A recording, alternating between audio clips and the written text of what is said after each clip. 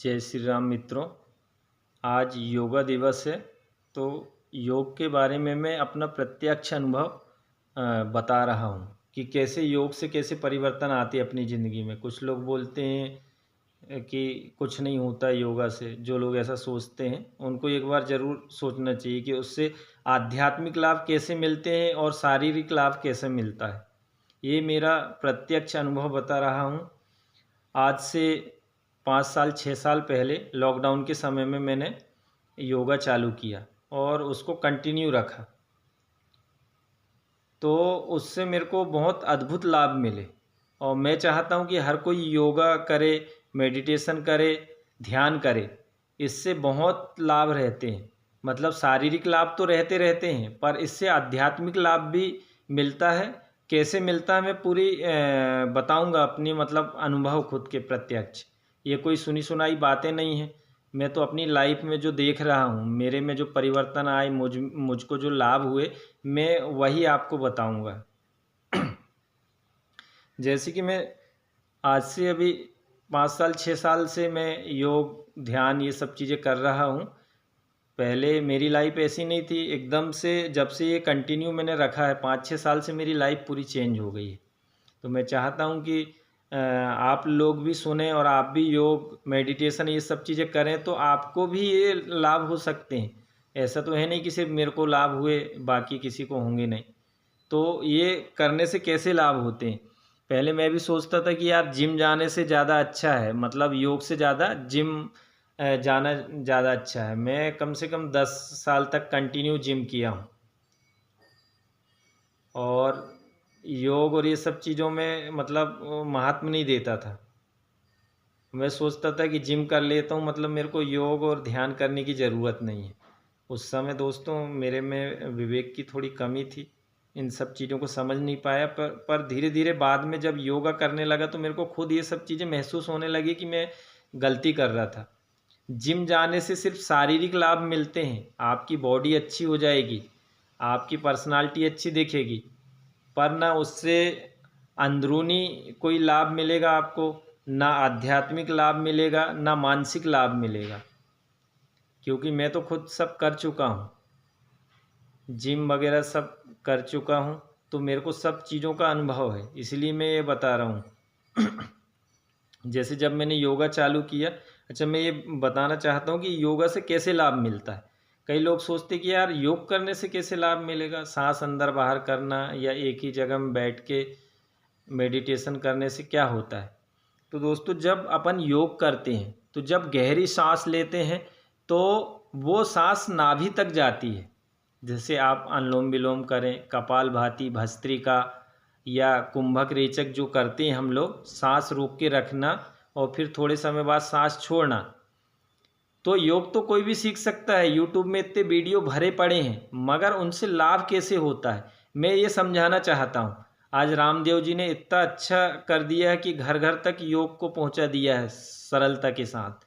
आप उनके वीडियो देख के ये सब मैं जो बता रहा हूँ सीख सकते हैं, पर उनसे लाभ कैसे मिलते हैं ये मेरा खुद का अनुभव बता रहा हूँ मैं आपको। जब मैंने योग चालू किया, जैसे योग जब अपन करते हैं तो सांस, गहरी सांस लेते हैं और वो नाभि तक पहुंचती है। नहीं तो नॉर्मल जब अपन नॉर्मल रहते हैं, कोई काम छोटा मोटा करते हैं, तो आपने देखा होगा कि श्वास सिर्फ यहाँ तक आती, सीने तक, गहरी सांस नहीं लेते। जैसे हम कोई पहाड़ चढ़ते हैं या कोई मेहनत का काम करते तो आपने देखा होगा कि अपन गहरी सांस लेने लगते हैं, मतलब सांसें भी अपनी तेज हो जाती है और गहरी सांस लेते हैं जब कोई मेहनत का काम करें या कोई पहाड़ों में अपन चढ़ रहे हैं, तो आपने अनुभव किया होगा। और फिर अपन कोई पहाड़ आड़ चढ़ते हैं, फिर वहाँ पहुँचने के बाद बहुत अच्छा अनुभव करते हैं, मतलब एकदम रिलैक्स फील करते हैं, बहुत मतलब आनंद की अनुभूति होती है। या कोई मेहनत का काम करें, फिर आप थोड़ी देर रेस्ट जब करते हैं, बैठते हैं, तो कितना अच्छा लगता है आपको। तो ये सब क्यों होता है, जब गहरी श्वास लेते हैं तो वो श्वास अपने पूरे शरीर में जाती है, नाभि चक्र तक पहुंचती है और वहाँ से पूरी बॉडी में जाती है। और अपने शरीर के अंदर भी कोशिकाएं रहती हैं, आपने तो पढ़ा होगा, कोशिकाओं के अंदर भी छोटे छोटे सेल्स रहते हैं जिनको ऑक्सीजन की ज़रूरत रहती है। यदि आपने देखा होगा कि कई खिलाड़ी ऐसे रहते हैं जिनका ऑक्सीजन लेवल बहुत अच्छा रहता है, तो वो उनकी परफॉर्मेंस अच्छी रहती है, मतलब वो बहुत एक्टिव रहेंगे। या जो एक्टिव रहेगा आप कभी उनका चेक कराओ, ऑक्सीजन लेवल आपको ज़्यादा मिलेगा। ऐसा क्यों होता है, ये सोचने वाला विषय है। तो ये वही ऑक्सीजन जो अपने अंदर अपन श्वास के माध्यम से प्राणवायु जो लेते हैं वो पूरी बॉडी तक जाए, जिसकी श्वास लेने की प्रक्रिया गहरी रहती है। जो श्वास धीरे धीरे ज़्यादा देर तक अंदर लेता है और फिर धीरे धीरे छोड़ता है, देखना आप वो व्यक्ति हमेशा आपको एक्टिव मिलेगा। ये आप खुद अनुभव करना अपने आइट साइड में। यदि कोई एक्टिव व्यक्ति है तो आप उसकी श्वास लेने की प्रक्रिया को थोड़ा महसूस करना, आपको समझ में आ जाएगा। तो श्वास लेने से इतना फर्क पड़ सकता है, क्योंकि श्वास जब अपन गहरी लेते हैं तो वो अपने नाभि चक्र तक पहुंचती है, और गहरी सांस लेने से फिर उसको यदि अपन थोड़ी देर तक होल्ड करके रखते हैं, जिसको अपन कुंभक, रेचक या पूरक जो प्रक्रिया रहती है कि थोड़ी देर तक सांस को होल्ड करके रखो, फिर उसको धीरे धीरे बाहर छोड़ो। जब ये प्रक्रिया करते हैं तो पूरी ऑक्सीजन अपने बॉडी के हर एक छोटे छोटे सेल्स तक पहुंचती है, अपने ब्लड तक पहुंचती है, और उससे आपका ब्लड भी साफ होता है, आपके सेल्स एक्टिवेट हो जाती है। जो डेड सेल्स बोलते हैं ना, कई जगह देखिए कि यदि कोई आपके कहीं कुछ लगी है तो वहाँ के सेल्स डॉक्टर बोलते हैं ना डेड हो गए यहाँ के सेल्स, वहाँ की चमड़ी खराब जैसी हो जाती। तो ऐसा क्यों होता है, क्योंकि वहाँ के सेल्स मर चुके हैं, इसलिए आपकी स्किन ऐसी डैमेज टाइप दिखेगी। तो यही सब होता है, जब अपन गहरी सांस लेंगे तो अपने अंदर के जो डेड सेल्स हैं वो भी ठीक होने लगते हैं धीरे धीरे। त्वचा आपकी एकदम चमकती हुई दिखेगी बिना कुछ मेकअप के। ये भी रहता है, मतलब जो लोग योग मेडिटेशन करते हैं उनका चेहरा आपने देखा होगा कि धीरे धीरे चमकने लगता है, वो कुछ भी ना लगाए, बिना मेकअप के भी। तो ये सब क्यों होता है, क्योंकि वो जब श्वास लेते हैं तो पूरे शरीर में जब ऑक्सीजन जाती है तो कोशिकाओं के अंदर जो सेल्स रहते हैं वो एक्टिवेट होने लगते हैं। उनको जब ऑक्सीजन पर्याप्त मात्रा में मिलती है तो वो मतलब पूरी तरह पूर्णतः स्वस्थ रहते हैं। एक तो ये लाभ है। और जब आप अनुलोम विलोम कपालभाति करेंगे तो अपन ने देखे कि इससे क्या होता है कि अपन ने एक नाक से सांस लिए तो वो पूरे माइंड से घूमते हुए इधर से निकलती है, तो अपना माइंड एक्टिवेट होता है। ये प्रत्यक्ष मेरा अनुभव है। पहले मेरी मेमोरी बहुत कमज़ोर हो गई थी, काम बहुत ज़्यादा करना, लिमिट से ज़्यादा, और मतलब बहुत सारी चीज़ें थी, तो उसके कारण मेरी मेमोरी कमज़ोर हो गई थी। अभी मैं महसूस कर रहा हूँ कि मेरी मेमोरी भी शार्प होते जा रही दिन ब दिन ये सब करने से। तो दोस्तों इसके मतलब मेरे खुद के अनुभव हैं, और जो बच्चे पढ़ाई करते हैं या हर किसी को करना चाहिए। तो अनुलोम विलोम कपालभाति भस्त्रिका ये तो ऐसे हैं कि हर किसी को करना चाहिए, इसके बहुत ज़्यादा लाभ हैं। जब आप अनुलोम विलोम करेंगे, सांस को लेंगे तो पूरा आपका मस्तिष्क एक्टिवेट हो जाता है।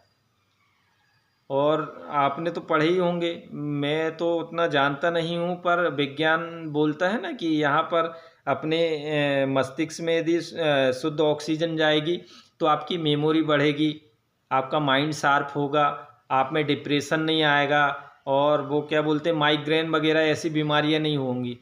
तो ये 100% सत्य है। इसीलिए योग मेडिटेशन ये सब चीज़ें ज़रूरी हैं। इनके बहुत मतलब बहुत ज़्यादा लाभ है। ये तो शारीरिक लाभ हो गया। अब आध्यात्मिक लाभ कैसे मिलते हैं, जब आप कंटिन्यू 2-3 साल इन सब चीज़ों को करते हैं तो आपके विचारों में परिवर्तन आने लगता है। आप अपने आप आपको लगेगा यार कि मैं कोई सेवा कार्य करूं। जैसे मैं पहले पूजा लिमिटेड समय करता था, सिर्फ 5 मिनट नहाया और फिर उसके बाद 2 मिनट ओम का उच्चारण करता था और पैर पड़ के दुकान चल जाता था। अब जब ये कंटिन्यू मैंने योग मेडिटेशन ये सब किया तो मेरे मन में बहुत सारे विचार आने लगे, बहुत मतलब पूरी स्थिति चेंज हो गई मेरे विचारों की, कि मैं फिर धर्म ग्रंथों की तरफ गया कि अपने धर्म क्या बोलते हैं, उनकी स्टडी करना चालू कर दिया। मेरे को पूजा करने में बहुत रुचि आ गई, मतलब मन लगने लगा। ऐसा लगा कि यार मैं कुछ मंत्र भी याद कर लूँ, भगवान की स्तुति करूँ मंत्रों से, तो वो और अच्छा रहेगा। तो फिर मैंने गायत्री परिवार से जुड़ा। फिर एक छोटी सी बुक है गायत्री परिवार की, पूजा हवन विधि की, तो वो मैं लेके आया। उससे मैंने बहुत सारे मंत्र मेरे को याद हो गए। मैं मंत्रों के द्वारा भगवान की स्तुति करने लगा, पूजा करने लगा। अभी मेरे को पूरा 1 घंटा लग जाता है पूजा में, और मेरे को बहुत आनंद आता है। जब पूजा में बैठता हूँ तो ऐसा लगता है कोई डिस्टरबेंस ना हो और बस मैं पूजा ही करते रहूँ। तो ये आध्यात्मिक लाभ भी रहते हैं योग मेडिटेशन से, योग करने से। लोग सोचते हैं यार योग करने से कैसे आध्यात्मिक लाभ हो जाएंगे, ऐसा सोचते हैं ना अधिकतर लोग। तो ये मिलते हैं दोस्तों, मेरा प्रत्यक्ष अनुभव है, और मेरे में इतना ज़्यादा परिवर्तन आ गया। जब मैं कंटिन्यू मेरा योग रहा तो मेरे मन में ऐसे ख्याल आने लगे कि यार मरने के बाद कुछ ना कुछ तो रहता होगा, क्योंकि अब हम तो सुनते हैं कि शरीर जल जाता है, आत्मा तो अमर है ना, अविनाशी है। तो हमको कहीं तो जन्म लेते होंगे हम किसी न किसी योनि में, कर्मों के हिसाब से। तो मैंने फिर मेरे मन में विचार आने लगा, क्यों ना यार हम अच्छे कर्म करें, शुभ कर्म करें, तो भगवान कहीं ना कहीं तो दया दिखाएगा, किसी अच्छी योनि में जन्म देगा। फिर से मनुष्य ना भी बन सके, मान लो कोई पुराने संचित कर्म हो या पिछले जन्मों में कुछ हमने ऐसे कर्म भी किए होंगे गलत, तो कम से कम इस जन्म के पुण्य से कुछ ऐसी अच्छी योनि में तो जन्म लेंगे जहां हमको ज़्यादा कष्ट ना मिले, ज़्यादा ना भोगना पड़े, हमको ज़्यादा तकलीफ ना भोगना पड़े। तो ये सब मेरे मन में ये सब विचार आने लगे कि यार कुछ अच्छा किया जाए, ऐसा कौन सा काम किया जाए कि जिससे हमारे संचित जो कर्म रहते हैं वो कट जाएं। जो हमने पिछले जन्मों में कितने पाप किए होंगे कोई जानता थोड़ी ना है हम क्या करके आए हैं क्या नहीं। दोस्तों मैं खुद का अनुभव बता रहा हूँ, पहले जब हम में ज्ञान नहीं था, बचपन में मैंने ही कितने सांपों को मारा, कितने छिपकली ये गिरगिट जो रहते उनको, क्योंकि खेत जाते थे गाय आए चराने, तो कितने जीवों को मार डाला। अब मेरे को वो तकलीफ होती और वो सब चीज़ें याद आती कि यार जब मैंने इस जन्म में ही इतने पाप किए हैं, कितने लोगों का दिल दुखाया है, तो पिछले कई जन्मों में तो मैंने कितने पाप किए होंगे मेरे को तो याद नहीं है ना। वो तो मेरे संचित कर्मों में सब स्टोर है, तो उसको कैसे काटा जाए। तो फिर मेरे मन में विचार आया कि यार गाय पाली जाए। संतों से सुना था कि गाय पालने से आपके संचित कर्म कटते जाते हैं धीरे धीरे और पुण्य आपका बढ़ते जाएगा। तो मैंने फिर गाय पाल ली। ये ऑटोमेटिक आया, मतलब पहले भी मैं बहुत सोचता था पर गाय ला नहीं पाया। पर जैसे जब योग मेडिटेशन मेरा बढ़ते गया, मेरा समय 2-3 साल हुआ, तो एकदम मेरे विचार ऐसे हो गए कि पैसे की तरफ कम महत्व देने लगा और धीरे धीरे ये सब चीज़ें चालू किया। फिर मेरे दिमाग में आया, पहले मैं एक जिम खोलने वाला था। आज से 3-4 साल पहले मेरे मन में आया कि मैं एक जिम खोलूं। फिर मेरे खुद जब ये सब किया तो मेरे मन में विचार आए कि यार जिम खोलने से अच्छा है कि अपन एक स्कूल खोला जाए। तो मैंने एक छोटा सा स्कूल खोला। वहाँ बच्चों को अब भौतिक शिक्षा के साथ साथ आध्यात्मिक और व्यवहारिक ज्ञान, ये सब चीज़ें हम कोशिश कर रहे हैं कि दें बच्चों को। तो ये सब चीज़ें रहते दोस्तों, आप योग मेडिटेशन जब करेंगे तो आपकी मानसिक स्थिति पूरी चेंज हो जाती है। सिर्फ शारीरिक लाभ नहीं मिलते योग और मेडिटेशन से। योग करने से जब आप कंटिन्यू इसको 2-3 साल करेंगे 1 घंटा तक, तो आपकी मानसिक स्थिति भी चेंज हो जाएगी। आपके अंदर सद्विचार आने लगेंगे, अपने आप अच्छे कर्म करने की प्रेरणा मिलने लगती है। तो बहुत सारे लाभ रहते हैं योग करने से। इसलिए मैं चाहूँगा कि जो भी मेरे वीडियो सुन रहे हैं वो आज से ही प्रण कर लें कि डेली 1 घंटा योग करेंगे वो, तो मेरे वीडियो बनाना सार्थक रहेगा दोस्तों। और बहुत ज़्यादा लाभ हैं योग के। अब मेरी पूरी दिनचर्या चेंज हो गई योग करने से। सुबह जल्दी उठना, हर चीज़ समय पे करना। मतलब पहले ऐसा कि उठता था मोबाइल ही चला रहे हैं, 1 घंटे तक मोबाइल चला के टाइम पास कर लिए। अब ज़िंदगी में मतलब इतना व्यस्तता आ गई है कि अब मैं सुबह से मोबाइल चलाता ही नहीं हूँ। 10-11 बजे तक मोबाइल मतलब चलाने का टाइम ही नहीं मिलता। सुबह उठता हूँ, भगवान की जो भी प्रार्थना किए उठते से ही, फिर उसके बाद गुनगुना पानी पिए, फिर गायों को बाहर निकालना, उनकी सेवा करना, 1-2 घंटे इसमें लग जाते हैं। फिर पूरा उनकी साफ़ सफाई करना, पूरा मतलब धुलना, वहाँ पोर्च ओर्च ये सब करता हूँ मैं। और फिर इसके बाद 1 घंटा योग मेडिटेशन ये सब करता हूँ। फिर उसके बाद फिर नहाना, फिर पूजन करना। और अब मैं फ्री हुआ हूँ अभी पूजा करके, अब इसके बाद मैं दुकान जाऊँगा। फिर दुकान में मैं 6 साढ़े 6 बजे तक ग्राहकों की सेवा करूँगा, मतलब जो भी मेरा कर्म है। फिर उसके बाद फिर मैं घर आता हूँ, फिर से गायों की सेवा करना, उनको जो भी है दूध दूध निकालना। और फिर उसके बाद भोजन करके फिर दुकान जाऊँगा। फिर 9 साढ़े 9 बजे दुकान बढ़ा के फिर घर आता हूँ। तो मेरी दिनचर्या ऐसी हो गई कि अब मेरे को समय ही नहीं मिलता फालतू चीज़ों के लिए। ना मन में फालतू विचार आते हैं, ना मतलब पहले बहुत ये सब था कि फ्री बैठे हैं तो मोबाइल ही चला रहे हैं। फिर मोबाइल देखेंगे तो आपको पता ही है कि मीडिया में फिर वो मन में कहीं ना कहीं गलत विचार आना, कुसंगति, ये सब चीज़ें आई जाती हैं। तो ये बहुत सारे लाभ मिलते हैं। आप अपनी मैं चाहूँगा कि हर व्यक्ति इतना व्यस्त हो जाए कि उसको ये सब फालतू की चीज़ों के लिए समय ही ना मिले। यदि आप मोबाइल चला भी रहे हैं, जैसे मैं योग मेडिटेशन करता हूँ तो संतों के प्रवचन चालू करके रख देता हूँ और उनको सुनते रहता हूँ 1 घंटा। मतलब अब ना गलत चीज़ों में ध्यान जाता, ना मेरे पास उतना समय है कि मैं कुछ ऐसा सोच पाऊँ। तो ये सब बहुत सारे लाभ हैं। आप जब योगा चालू करेंगे तो आपकी पूरी लाइफ चेंज हो जाएगी। आपकी तो छोड़ो, आपके परिवार की, आपके बच्चों की, सबकी लाइफ चेंज हो जाएगी। तो दोस्तों सभी से निवेदन है कि 1 घंटा, आज योगा दिवस है इसलिए मैं ये वीडियो बना रहा हूँ कि जो भी वीडियो सुन रहा है आज प्रण करे कि हम वो 1 घंटा तक योग करेंगे, या जितना समय मिलता है उनको आधा घंटा 1 घंटा। हाँ, और मैंने ये महसूस किया कि जब आप योग करते हैं तो उसी समय आप नाम जप भी करें। आप एक जगह बैठ के योगा करेंगे तो कैसे कि अपन जैसे श्वास अंदर बाहर लेते हैं तो आप स्मरण करें भगवान का, श्वास अंदर लेते समय भी, श्वास छोड़ते समय भी। तो उससे आपको और अद्भुत लाभ मिलेंगे। क्योंकि मैंने कई लोगों से सुना कि वो 2 साल 3 साल 4 साल से योगा कर रहे हैं पर उनकी लाइफ में कोई ऐसा परिवर्तन समझ में नहीं आया। मतलब मैं बात करते रहता हूँ ना, जो लोग और मेरे से जुड़े हैं तो वो बताते हैं कि भैया हमको तो ऐसे कोई मतलब कुछ समझ में नहीं आता, इतने साल से योगा कर रहे हैं।